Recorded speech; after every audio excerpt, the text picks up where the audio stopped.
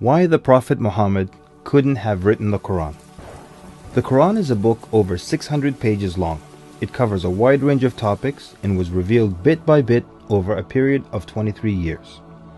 So if a man wrote the Quran, we already have a number of problems.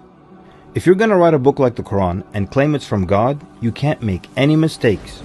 The book can't contradict itself, and you have to keep it consistent as you add to it over a period of 23 years and keep the message consistent.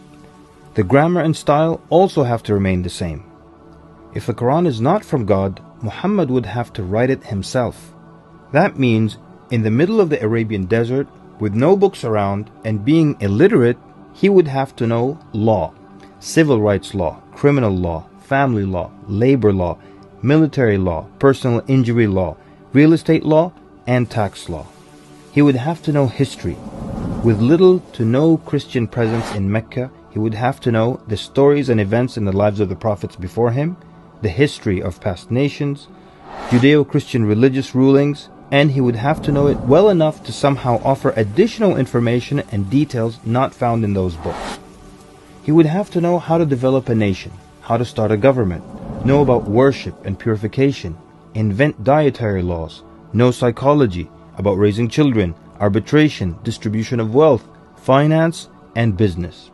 In the area of science, he would have to know embryology, oceanography, about plate tectonics, cloud formation, UV rays, know about plants, mountains, bees, the human brain, the Big Bang, and the expansion of the universe. And in order to make the book complete, he would have to have knowledge of the future so he can write things that will happen in the years to come. He would have to be a time traveler in order to insert his name and mention in the Bible.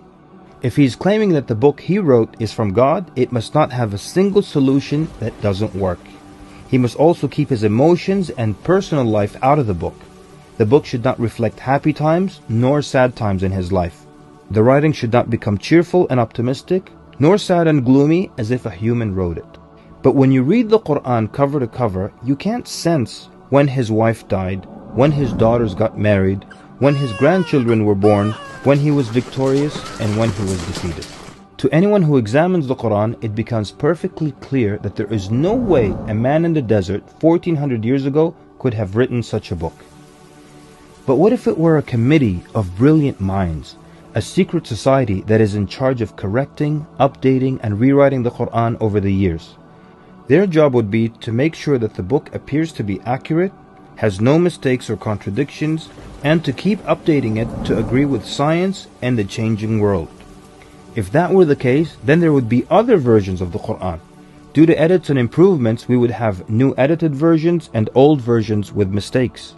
You would be able to detect different writing styles and influences from the different authors.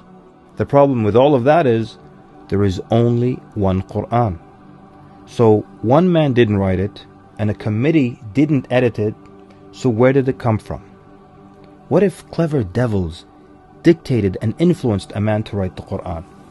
The question then would be, what kind of devil calls to good behavior, worshipping God, honoring Jesus, giving to the poor, and warns of the devil?